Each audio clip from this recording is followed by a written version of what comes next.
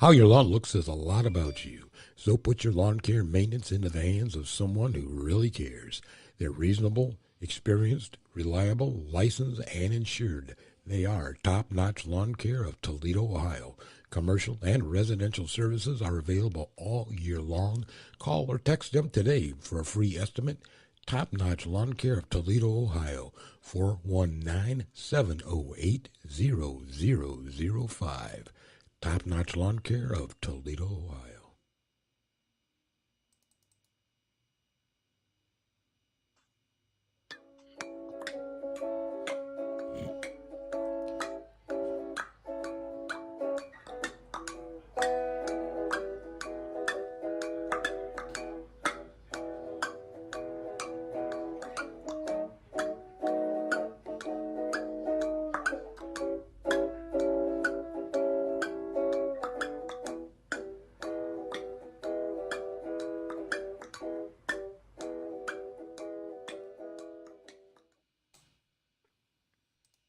Hey, it is Smooth Tim and Larry E, and welcome to another hump day on Tim's Tidbits. What's happening, Larry?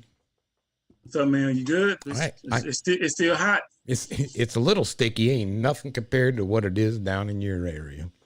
Not even close. And it's black folks would say it's hot in fish grease down here. I noticed you're tanning up. Man, if I go, I don't know if you remember the cartoon with Goku in it, Dragon Ball Z. Oh yeah. Yeah, I done went to my next level. After this, I'm going Shaka Zulu. He's gonna see teeth and eyeballs. That's all I'm gonna see. That's my co-host, teeth and eyeball. That's all you're gonna see is white. Everything will be totally pitch black. Smile for me. See, there you go. Oh, there you go. There, thanks, Larry.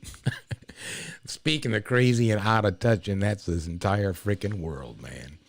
Ooh. I tell you what, we always have something to talk about. Each week, they give us something.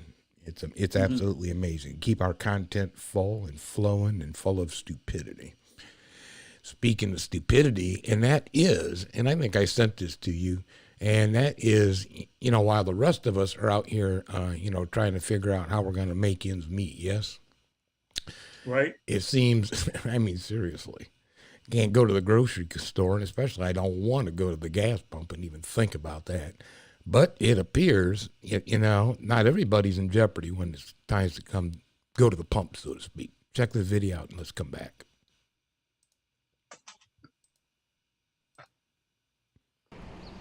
Shares of ExxonMobil and Chevron jumped on Friday after the two largest oil companies in the U.S. posted record revenue, helped by surging energy prices. The two U.S. oil giants, along with UK-based Shell and France's Total Energy, which reported blowout results on Thursday, combined to earn nearly $51 billion in the most recent quarter, almost double what the group brought in the same quarter a year ago.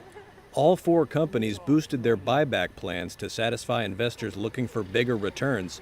Exxon posted its biggest quarterly profit ever, outpacing its rivals with second quarter net income of nearly $18 billion, several billion more than its previous record reached in 2012, which had been padded by asset sales in Japan. Chevron also posted its biggest quarterly earnings ever, with a net profit of $11.6 billion. The results from the majors are sure to draw fire from politicians and consumer advocates who say the oil companies are capitalizing on a global supply shortage amid the conflict in Ukraine to fatten profits and gouge consumers. U.S. President Joe Biden last month said Exxon and others were making, quote, more money than God at a time when gas prices skyrocketed to record highs. Earlier this month, the UK passed a 25% windfall tax on oil and gas producers in the British North Sea. U.S. lawmakers have discussed a similar idea, though it faces long odds in Congress. That's a They sin. ain't gonna pass, no. Man, all they gonna do is pay those people off in Congress with all the money they made. Come on, man. That's in 11.6 billion or million in, what was the other one? 6.8 million. Then the crazy part, they said the shareholders in the pan are actually making money off of it too. Yeah, they're investors. Yeah, I'm like, why have kids? Just invest in gas. That's what's hitting right now. Mm. I was looking at I saw those numbers. I said, and how can they not decrease the price we're paying at the pump when they're raking in that kind of cash in the first quarter of the year? Because they're making too much money. Then they're saying it's a shortage. There's no shortage. We got gas over here in the States. We already know that, but they just don't want to use it. Well, we also know that they're not fricking pumping everything that they have a lease on anyhow. No, they just gouging the consumers, man. It's just like they found an opportunity to make some money and they jumped all over it, and they're going to continue to do it. And the thing about it is, the only way you can prevent them from raising those prices so high is don't drive, carpool, stuff like that. Go electric. Like, you got to boycott it. Don't travel. I'm like, as long as you're traveling and you're going to work, as long as you're doing things you're doing, moving around, you're gonna need gas, and they're gonna run it up. You're right. Unfortunately, your job requires you to do a lot of traveling, and I imagine the gas expense is just astronomical. It went from 60 to 113 now. 60 for fill up now is 113. But luckily, it's almost a company double. van. Almost double. Oh yeah, I'm like, that's not me because I was going to say, I can. Hey Tim, imagine the truck drivers, what they got to pay for gas. I can't imagine. I was looking at the gas stations, and I had Googled, what are the gas stations making per gallon? They make 3 to 7 cents a gallon. So they're pretty much the middleman, but they're still not really making a lot of profit. They're not making. That's nothing. Because they still got to pay for it by bulk, and you still think about how many gallons you have to sell to start making a profit. That's why, as I think we talked some months back about, that they actually make their money off of people coming inside and buying slushies and that kind of shit. Slushies, cigarettes, beer, anything that can draw them in there to get something out of you. With gas right now, I'm like, if I'm in this is horrible, man. I'm like, it goes along with everything else they done ran up on. It's horrible. That's what I think. I got a fairly economical car and used to be able to put, $30-35 into it and boom, on full. Now it's like half a tank. Yeah, we got a 4-cylinder. We got a Nissan Altima 4-cylinder. We first got it $25-30. Yeah, it's up now. It's like ridiculous. So I mean, and people got to start putting their foot down. People are in. How do you go about it? I mean, you can't do the I can't drive. I mean, walk and bike to work. I mean, I don't know what the hell to do, Larry. But the one true way, like you can't really boycott it. So you got a carpool. Maybe find jobs closer to your house, your locations, or whatever. And even if you go run errands, set it where you're running errands. You're doing a lot of things all at once, or in the same area where you ain't got to go out there and go out there and go out there and come back here. So there's a few things you can do. You can work it in reverse, as you're suggesting, because everything is based on supply and demand, right?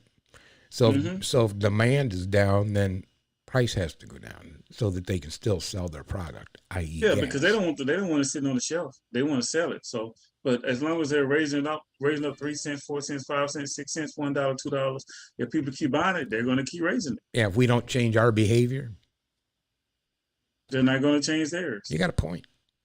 Yep, I think you got a very valid point. Yep, we need to, be the type of individuals that, instead of taking 2-3 cars, let's take a car together and, just squeeze in and don't fart. Yeah, or just instead of taking your big truck, take your big truck on the weekends and take your small cars. Well, I've always done this. I always have me a work car and a everyday car. A weekend car, work car. So the work car is usually a 4-cylinder, something real small, something easy to maintain, or spark plugs, whatever. That's what I drove on a daily basis. A lot of people, they don't look at it that way. They just want to get the biggest extravagant vehicle they can find, even Hummers. And they don't realize that in the end, the maintenance and the gas prices, which is up now, is going to cost you a pretty penny. I'm so glad, for a long time. Well, when we first came to Dallas, we were traveling in an RV. Mm-hmm. And I think, what did we maybe got 10 miles to the gallon. I would hate to drive that anywhere now. Ooh, yeah, that'd be deadly. You be what, $1,000 a month? Oh, easy. Just in gas. Just on gas. It's just Yeah, just in I cry gas. when I'll be driving my RV crying. And, yeah. So yeah, and it worked at the time because I mean gas was economical, but nowadays, I couldn't No, it imagine doesn't. paying for the Don't pay. RV, paying for the insurance, and paying for gas. My God. No, it doesn't pay right now. It doesn't pay if you're driving like at least anything past 30 miles outside of your home. You're gonna feel the gas prices. It's like you should need to be in like in a maybe 15, 20 mile radius. Everything you should do should be in a 15, 20 mile radius. That'll cause the gas prices to drop because then it'll be less demand for gas and then they'll start dropping. But it's just people. We just want to run around and move around. Look, it's crazy too because once COVID was lifted, that's when gas prices really went up. They're trying to blame it on the Ukraine thing, but gas prices started going up kind of like when COVID was lifted, when people started traveling around. It started going up slowly and surely, little by little, and then the Ukraine thing hit. Then it just skyrocketed. But they know what they're doing. See, you may have a point. Yeah, they know what they're doing. What happened is, when you have the pandemic and you're scaling back production because of your workforce and drop in demand, as you just said.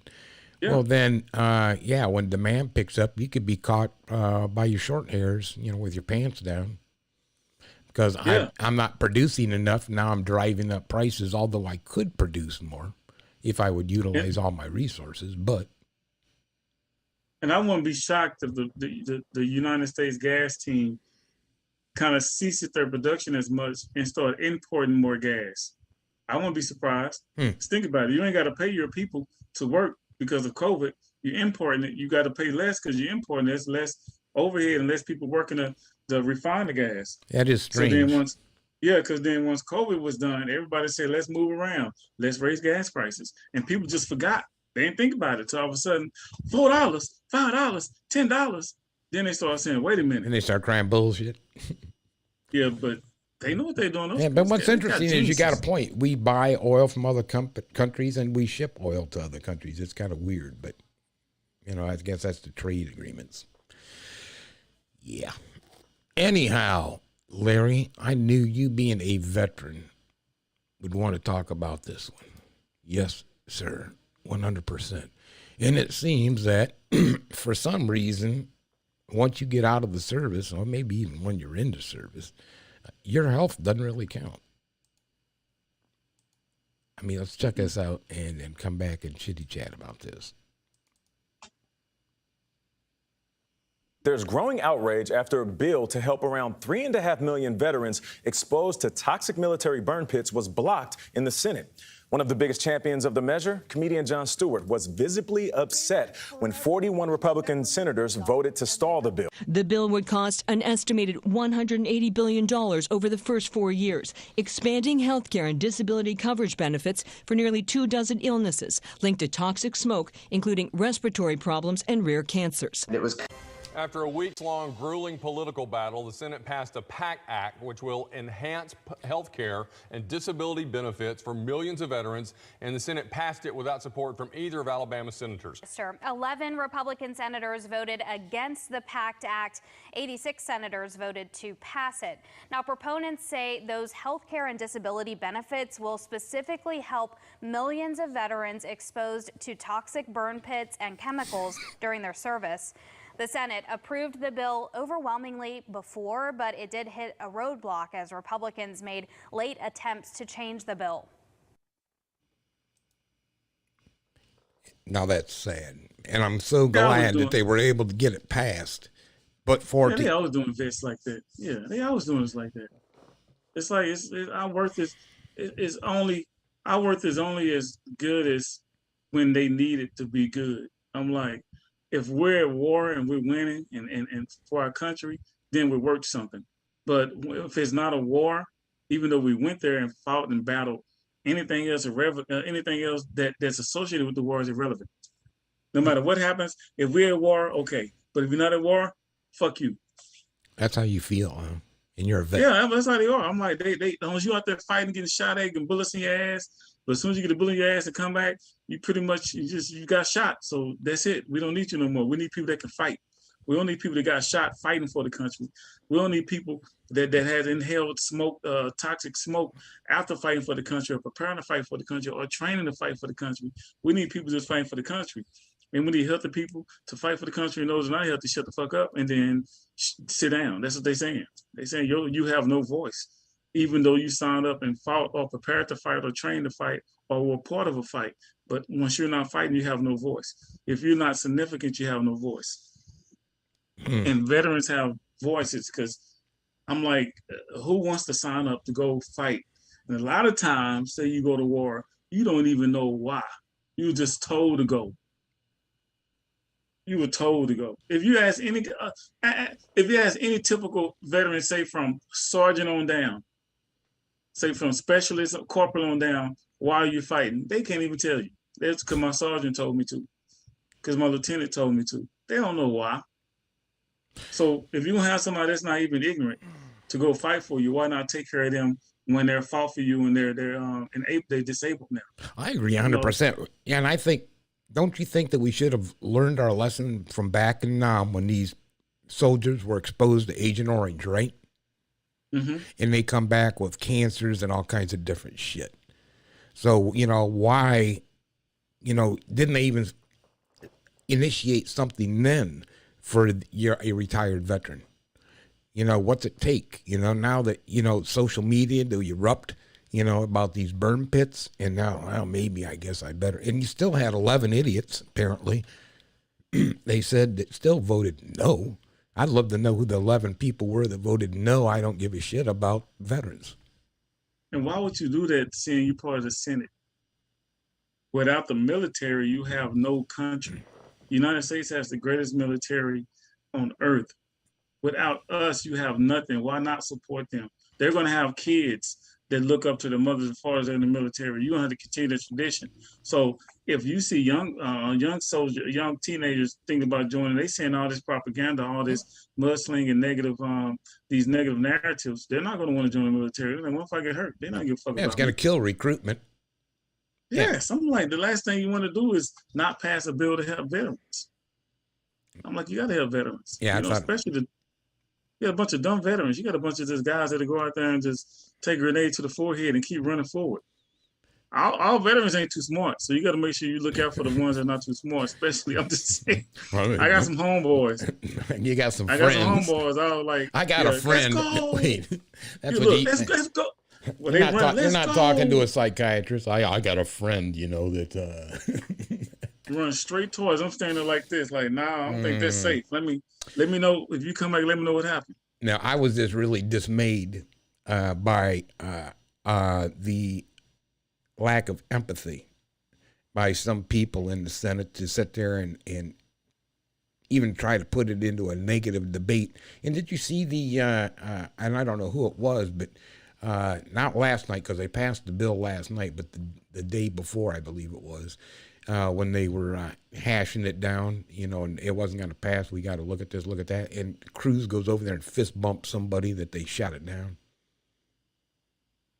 Oh, so I Cruz? Yeah, you're Cruz. Yeah, your buddy Cruz. You're Texas man Cruz, yes. Asshole, I want to, listen, I'm really just starting to dislike that guy more and more, because he's very non-sympathetic. He's not empathetic. He does not care about people. I mean, he just seems to cares about himself and his position and probably his family. That's it. Himself, his position, and family. Well, yeah, he cares about his family. I mean, he even goes vacationing to what was it, Cancun over the pandemic with his kids, right? Yeah, he has to care about his family, because if he didn't, and he'd be a total dick. But now he's just a total asshole. But I mean, that's the kind of people you need to get out of office. And I'm not saying because he's a Republican or whatever the hell. Put somebody in there who cares, And I'm telling you, they don't get it. I'm like, veterans, somehow, some way, this veteran thing is going to blow up in their faces. Well, and it's look where they passed the bill, but look what else is blowing up in their face: abortion issue. Now it ain't like they don't have the money. Think about it. All these oil refineries, they're the ones putting these guys in the Senate, the houses in office, these presidents, they get the money from them. Their campaigns are coming from all these rich folks. And like they ain't got the money. They got the money. The money is there. The money is there. Taxes are being paid. Well, I'll tell you what, I know people are starting to get a little bit miffed off. And like I said, I alluded earlier, what it was it Nebraska, where they passed the abortion.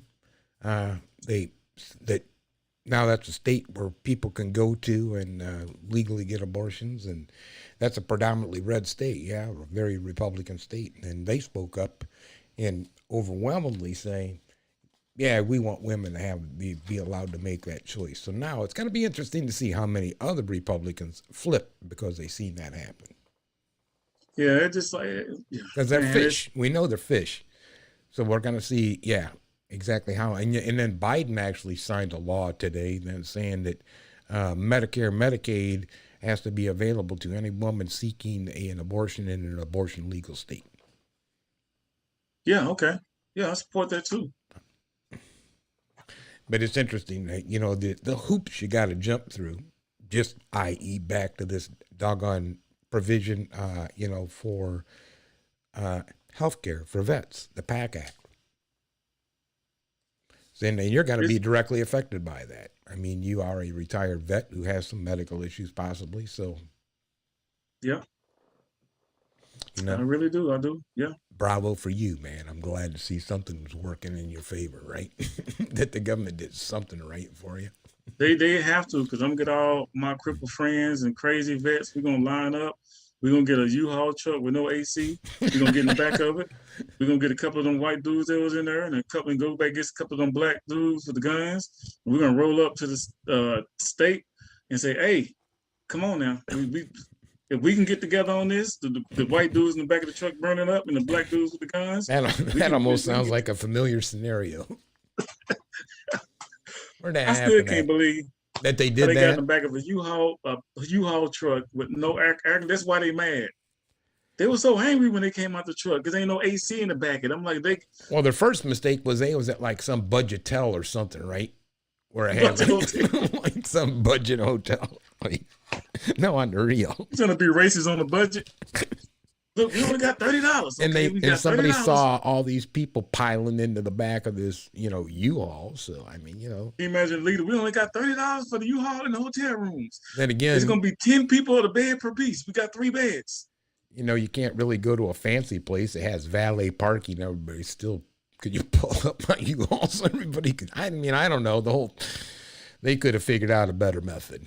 Yeah. At least get not a U-Haul, man. They could have rented a better limo van. Yeah, man, they could have rented a limo and shit. That's a great idea. They could have rolled up in style and really made a statement. And they fool got a hot-ass box truck. And then got arrested for being stupid. Speaking of being stupid, let's move on to our next being stupid. And that is, look who is hosting a golf tournament with. Where? At his golf course. Where? Check this out.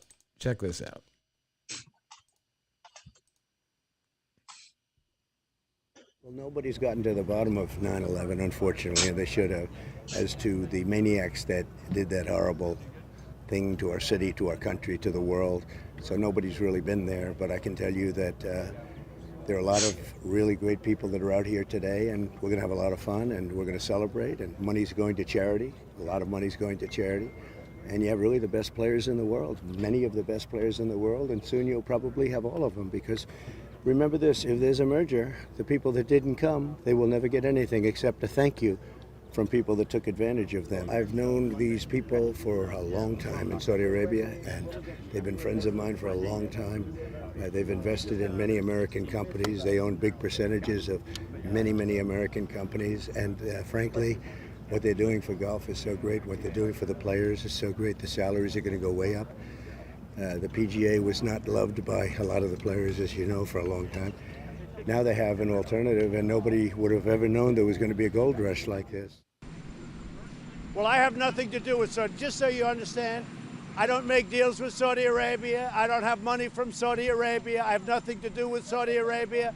I couldn't care less. And I will tell you, and as most of you know, being president has cost me a fortune, and that's okay with me. I knew that a long time ago.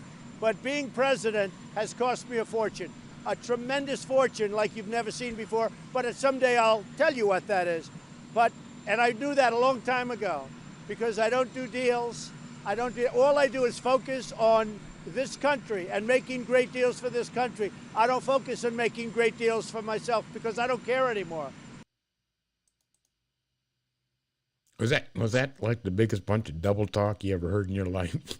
That's worse than Herschel Walker talking about bad. He don't do deals, but then he make deals for the country. Shut the hell up, Trump. Yeah, that's why I had to bring that video back because that's this week that he said while he was president. I don't like Saudi. I don't do business with Saudi. And now, boy, he's hosting a Saudi golf tournament. I mean, you've said that prince that killed the journalists. Remember they poisoned him, or I mean they drug him into the palace rather, and then he just came up missing, right? And he says, well, I talked to the prince, and Prince says he didn't do it. So, wow, well, it's the same thing, Putin said he didn't do stuff too, Wow, right? Okay, like you really gonna believe it? Okay, but you know why he's doing it? I mean, 2 years ago he's paying him back. He's denying him like Peter, and now and now that there's money involved, he's in bed with him. So yeah, and Trump, golly, guys are. Then he said the money's going to his charity. He ain't using no money no damn charity. You imagine how much money they're talking? What, $10 million for the winner? All right. If the winner's getting $10 million. I mean, what do you think they're paying Trump for the use of his facility? How does he maintain his facility? All right. How does he have a facility? And who's reaping in all the money? Even Ed Gates. You know what? The person that owns a venue always comes out on top. It's his course. It's his golf course. Yeah. And then the thing that really pissed people off is, it's, what did they say? It's less than 50 miles from the 911 center. Right? Yeah, and it's crazy. Not 911. What am I saying? 9/11, the World Trade Center. Yeah. They're making a big old issue about the guy buying a selling the land to the Japanese right next to the Air Force thing. And now Trump does this thing, which is totally over the top. And it's all money. The foundation of the whole thing is about money. That's the whole foundation of everything he does is about money. And that's it. He said, I don't make deals or do make deals. I don't like Saudi Arabia. Now I do like Saudi Arabia. Yeah. And why would you even want to support somebody that's that contradictory? And that just blatant, it's just blatant what he does. It's like he ain't trying to hide what he does. It's in your face. Oh, yeah. And then he acts like he doesn't understand what those people's problem are. The people that were family of the 911 victims or the 9/11 victims. Yeah. They were out there protesting, holding signs, and they had to interview another interview I seen. He just didn't understand, what their problem was. He didn't give a damn. I'm like, he's a rich guy with power, and I don't know what he has. Then he has influencing power.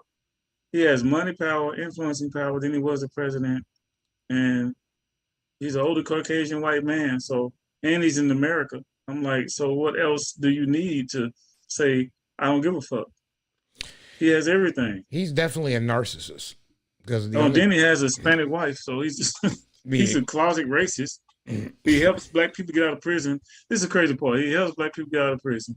But then again, he tried to prevent Mexicans from coming over the border, but then he's married to a Latino. Then again, he says that we should support the police more when the police officers have been known to do the police justice system is so biased towards black people. But then again, he says he supports them, but then he gets them out of jail, the wrong ones. Like, this guy's just all over the place. And he's talking about utilizing the reserves to help enforce law. Well, I mean, how you can't suggest that. I mean, if you came into you're still in the military, Larry. You come into Dallas with the military. Who do you taking your orders from? You taking them from the chief of police, or you taking them from your sergeant, lieutenant, captain? Sergeant, lieutenant, captain. You don't listen to when you're a soldier. And who do they take their orders from? Go on up the food chain to the generals, to the president. So who's in control of those people that you thought was a great idea? It's going to be more of a conflict between the police force and the reserves or the military than it will be between the people that are supposed to be policing.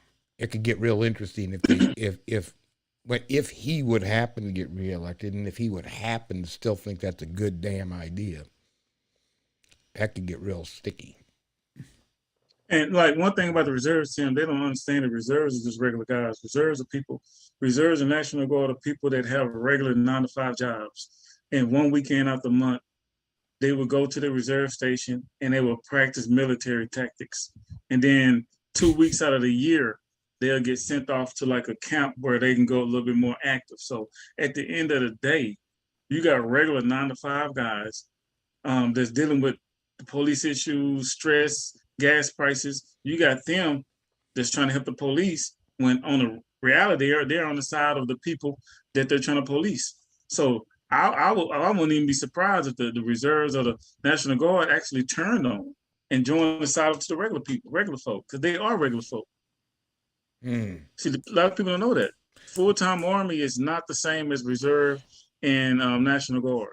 That would be part of the well-equipped militia. You know, that's part of the amendment. You know, they said the right to bear arms and a well-regulated is the key word. Yeah, you don't want a National Guard, no nasty guard or weekend warriors protecting you. Militia.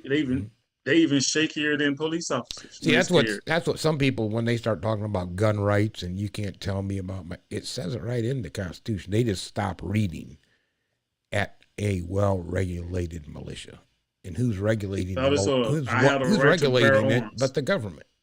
You know, so you can't sit there and say the government can't take their... Man, the government will tell you how to piss and shit. Well, it's in the, you know, they just read what they want and believe what they want, you know, skip the other stuff, right? Yeah, when it get complicated, they put their foot down. Yeah. When it's simple as going to work every day and buying gas and buying groceries, they don't give a rat's ass. Or when you start boycotting stuff and then you start putting thousands of people together to go up against the government, then like the civil rights movement, all that, then we got a problem. But if everybody's just shutting the fuck up and going to work and dealing with the crap they got to deal with. And driving their car without somebody else in it, not carpooling, according to Larry. Yeah, I'm talking when you start carpooling, then you see, when you start taking money out the government's hands or taking money out the hands of the people that support the government, then you got a problem. Then you can start making a difference. Yeah. You know what else kind of struck me here? Let's get into this would be our last video, is Speaker of the House, Nancy Pelosi. She decided to take a little small side trip. Let's check this out.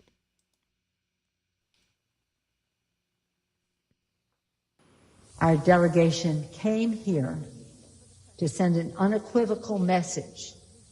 America stands with Taiwan.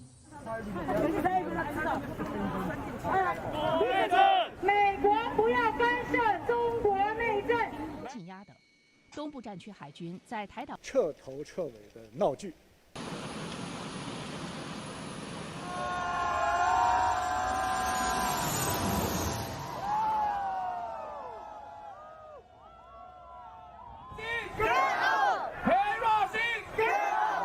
We commend Taiwan for being one of the freest societies in the world. We come in friendship. We thank you for your leadership. We want the world to recognize that.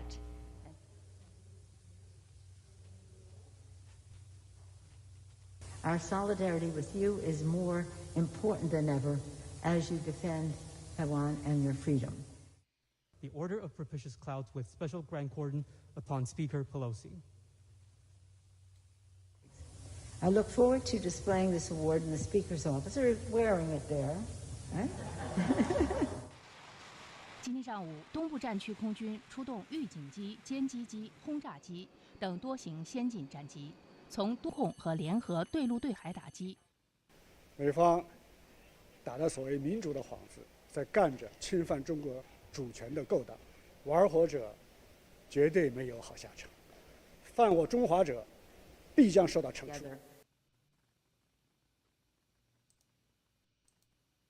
Yeah. I bet you can't buy no land down there. You know, we've talked about this China-Taiwan thing for a minute. You know, that China won't let go of Taiwan. They still think it's part of China. And yeah, I wonder, I'm really curious why Pelosi made that visit. You know, why? Because you knew what was gonna, you know, it's like a kick in the balls to China. Mm-hmm.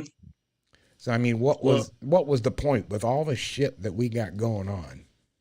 Ukraine now you coming down. Yeah, so I don't quite get the motivation of why she thought it was a good idea, except that she believes that you know, they should be a free and independent country, you know, and not have a you know, socialist government that's going to tell them what to do. You know, have a democracy where they can actually vote. I understand supporting something like that, but her timing is just piss poor. The country, the government, they scheme. Why would you even broadcast it? Why you got to broadcast stuff like that? Why has it got to be in the media? They shove it under their nose. That's why I said, what's the point? What's the point? I mean, don't we have enough going on? I mean, I wonder if they want conflict. Well, I'm thinking if you do something for show, you want people to see what's going on. Like you say, it might be they want them to see that we're linking up. We're going to make some changes. They might want conflict. They might want to see that they're our ally. Somebody might have said something. No, we support China. We support Taiwan. So let's go visit Taiwan to show we support them. Because I know China and America, we already got our tensions already. Mm-hmm. So yeah, that was my point. Yeah, now look, and they had these. Now they talk about they had. I don't know if you've seen it on the news. They got all kinds of military planes flying around and combat ships, and they're firing live rounds. You know, that was part of it. We're going to do live round maneuvers, but it's just off of the coast of Taiwan. Just dumb as shit. So that was their response. I mean, you know, what did you think their response was going to be? They said that. You know, they're not Chris Rock. If you walk up and slap them in the face, they're going to slap you back. Yeah, they're going to do, that's a superpower. They will bum your ass back. But I don't really get the concept. We had a lot of things we can take care of here in America. Why the hell are we all in Taiwan? I don't know. Let's take care of some of these. Let's take care of these schools and take care of these underfunded schools and these streets and the homeless. And I would like to know. Big money deficit when it comes to the middle class and poor and government subsidies and all this stuff we can take care of in our own country. We are always intruding in somebody else's stuff in their business. Like we're going to help them. It's kind of like that auntie that ain't got her life straight, but always want to tell somebody else what to do. So fix your life first. Auntie, fix you. Don't worry about fixing me. You take care of your stuff. It's people like that. They love telling everybody else what to do, but like they shit don't stink. I'm like, bro, ma'am, or auntie or uncle, fix you. Don't try to fix me. You fix you. Let me look up to you as a leader and say, okay, I see what you did. Now I can follow you. All this turmoil and all this crap going on in this country, and they all up in Taiwan kicking up dust.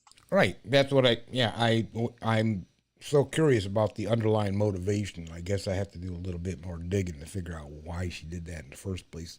But I mean, it's not like you're handing them, you know, the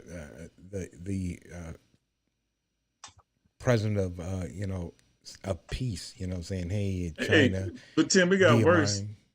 They got worse because then Taiwan gave her like an award that she put on. He said, here, you get the cloud thing here. We're going to throw that in their face. Oh, that sash they gave her? Yeah. He's just messy. It's like professional governmental messy. I don't know. It worries me. I'd be mad too. Look, if I was China, I'd be mad too. You going to come to my country and then give her a fucking award? Really? That's how we doing it? It's our government. Like I said, you know, hey, stupid is on both sides of government. I mean, it's just it's a pandemic through the entire. It's a pandemic. It's like the stupidity is the COVID of the government. It's just everybody's getting it, just bam, bam, bam, bam, just bam. doing stupid shit. And then the dumb thing about it is a lot of people are falling for it and don't even get it. I'm like, you don't get what's going on. You don't get what's happening. It's all like a setup. It's all a setup, man. You know, everything, if you smart, you would be 4 steps. You just want to be 2 or 3 steps ahead of somebody. You want to be the smartest person in the room. And the government is the smartest people. They are the smartest people in the room because they got all the power and they got all the leverage. Yeah, in a room of one, they're the smartest person. Yeah. Well, no. You gotta understand. In their minds. Oh. You see what I'm saying? We talking about a typical room with just people with the same brain, but you think about the government. So all of them think they're the smartest ones in the room. But it's truly only one smart person in the room. I don't care where you go. And it goes from whatever the room consists of. The government just consists of a bunch of dumb people that think they're smart. Doing stupid stuff. Get us in their job is to maintain order and move the country forward. That's all they're supposed to do. And 2 jobs. Make move sure us forward as a union and maintain order. That's their only job, but they do all this other crap we put on the show just to make it difficult. Hey, man, put Herschel on there. Yeah. They put Herschel into the shit, then put the black chick into the shit. Now she calling people at the jail cell, talking about where the bag boys at. Herschel doesn't like China anyhow because they taking all our good air. I know, right? Well, and giving us all their bad air. Dennis Rodman to hang out with Herschel and convince him. I'm like, taking our good air and giving us a bad air. Oh my God. What's wrong with these people, man? He ought to know because he said he used to be with the FBI. Who, Herschel? Yeah. What you mean, with him physically or mentally? I don't know. When you hear that kind of stuff and it's just like he just rants and raves this. You gotta understand, he played football, so I think that's why I don't follow what he says because I blame it on possible concussion injuries. Yeah, running backs get hit more than anybody in a football game, so the concussions kicking in. You got to forgive the man, so please do. Don't hate on him. I just want to make sure he tell a better speech. I'm waiting for his next speech. Pray for him. He need to get his ass off the damn stage. That's what Jesus do. Don't pray for him. Counsel his ass. And Herschel does not belong on stage. Speaking of people that don't belong on frickin' stage. Uh-oh. Okay, I got to get to our asshole of the week. And anyhow, let me get our asshole award up there so that the gentleman can cover himself in it. Some people get a little bit of time on some of these channels that you can catch on the internet. Right. And anyhow, Alex Jones, he decided to go off on robots. Let's listen to Alex. On robots. I am a human supremacist. I am a human supremacist. That term will be the future war with the robots and the AI. What you're hearing now is the entire future and everything they tried to stop us from doing. Our supremacy will not end with this planet. We will people the stars. We will colonize. We will green dead worlds. We will go interdimensional. We will unlock the secrets of the universe. God has laid them out like Christmas presents for his children. And I am extremely honored to be in the fulcrum and the heart of the fight to bring our race, the human race, in a race for the future. I am honored to be here. And we will break the enemy. We will break the pedophiles. We will break the Satanists because God already sent his own self down here to show us he could do it. God would never ask us to go through an obstacle course he wouldn't go through. And now we're going to go through what Christ did. And we're going to go through it, and we're going to be destroyed, but reborn on the other side. Okay. Hold on, man. He did say the human race. I'm glad he didn't say the white race. He said the human race, then use the black fist. I'm like, hold on, the brother, I don't know. That ain't bad. He used the black fist, the black power joint. So, and he hosts a popular program, InfoWars. That shit was hilarious, man. But I mean, that guy, what the hell was he talking about? He did he said a lot of good stuff on there, and the infrastructure and think he said he's gonna break the secrets of the codes of the universe, and we're gonna green all the planets around us. Yeah, he's on some Thanos type shit. You know what I'm saying? So he's working with Elon and getting to other planets so that we can have better crops and stuff and start anew. And I don't think he's working with Elon. He's working with Thanos' apprentice. I don't think he's working with much actually, but let's go on. I'm just trying to make a little point there. I mean, that was and what's interesting, Larry, is when you get an individual like that, he has followers. He is popular. He's just the same type of a person that was showing up and supporting the idea of the insurrection. Whoa, was he? Yeah. So I mean, the election was stolen, and he's a conspiracy theorist too. Okay, well, but I mean, you can say the election was stolen, but I mean, I haven't seen one shred of evidence anywhere to sit there and say, maybe they got a little bit of a point, but you haven't shown me shit. I'm like this: if the election was stolen, it was did purposely. If it was stolen, it was did purposely. No one wanted Trump to win again. Okay, period. He was terrible. He didn't give a rat's ass. He was very arrogant. He was manipulative. He was, what else can I say? He contradicted himself a lot. He didn't know how to carry himself in public. He didn't know how to do public speaking. He was totally biased to his side. Then he was not a good politician. He did not belong there. His reign as a president was just like his TV show. It was commercial. It was cartoonish. It was just very unprofessional. And that's just because he lacked the professionalism of a politician, and he never should have been there. It was horrible. And he told the truth a lot. You don't tell the truth as a president. You're supposed to lie your ass off. That convince people that everything is going well when everything is up shit's creek. He did not do that. He was just ridiculous. It was just terrible. And then people loved him for that shit, and that's not what he's supposed to be doing. And they still love him. I think he is the biggest liar I've ever.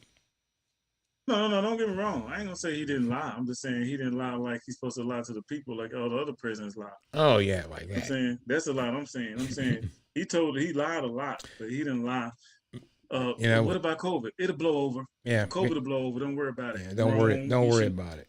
You shouldn't have said that. See, I have no business dealings with Saudi Arabia. I do nothing with Saudi Arabia, and then except host golf tournaments. But Saudi and I are going to come to $10 million and make everybody rich. Get the fuck out of here, Trump. So, I mean, that's the kind of BS that I don't appreciate. But I mean, you got, to your point, Larry, you're right. They're almost all the same. There's some good ones in there, but predominantly, I think all of them in Congress, in the House, in the Senate. No, it's no matter what people say about police officers in the Congress, the House, the Senate, your local government, federal government, whatever judicial system, there's always some good people stuck in there. It's just that it's not enough. It's not enough to make a difference. Not enough to make a difference at this particular point. And you know what happens? No matter how much you love your profession, if stuff is going wrong, you're either going to blend in or get kicked out. Or if you get kicked out, you got to start your own thing. And nobody really wants to start from scratch, start their own thing. They want to be part of a system where they got a guaranteed check. It's guaranteed I can move forward, got a guaranteed check. I don't have to just try to scrape up clients when I got a whole slew of them because I'm part of this broken judicial system. I'm part of the broken Senate. I'm part of the broken House. I'm part of the broken government. So in the end, it's still all about money. Yeah, it's money, man. Because at the end, nobody wants to be broke and struggling and be. No, look, I'm a lawyer, but I'm a struggling lawyer. I'm a starving artist. Nobody wants to be a starving artist. So usually artists sell out where they can get that check coming in. So I guess as long as you're a sellout in the United States, you're in there. That's all it takes. Sell the fuck out. Hey, man, let me go to cans full. Larry, give us your fitness tip of the week, my friend. Fitness tip of the week. I'm going to do something different because I had a few injuries lately. My name is Larry Estelle of LRE Fitness Solutions. You can check me out on IG at Estelle Junior Larry or LRE Fitness Solutions, and Facebook at Estelle Junior Larry or at LRE Fitness Solutions. We keep you moving, both those sites. Now, if you have let's say you have a knee injury or a shoulder injury or ankle injury, use the ICE technique, which is an acronym for ice it, compress it, and elevate it. So anytime you have an injury, dealing with a joint, swelling, get you some over-the-counter medicine, get you some rest, put ice on it for 30 minutes max. You don't want to go too far past 30 minutes because the pain can be unbearable once you stand up and walk on it. You want to make sure you compress it, maybe with a wrap or a bandage wrap or a knee brace. Then you want to elevate it. That can just bring that swelling down. And you can get over-the-counter medicine, anything that deals with anti-inflammatory that'll get your swelling down. So just make sure if you get an injury, don't let it discourage you. Because I'm kind of discouraged now because I can't train like I want to. But do not let it stop you. Ice it, compress it, elevate it, rest it. Anti-inflammatory medicine, rest it, come back hard. That's my tip for the week, because you will get injured. Just be prepared, come back stronger than ever after you recover. And there we go. Hey, man, all I'm saying is try to make a positive influence on this world.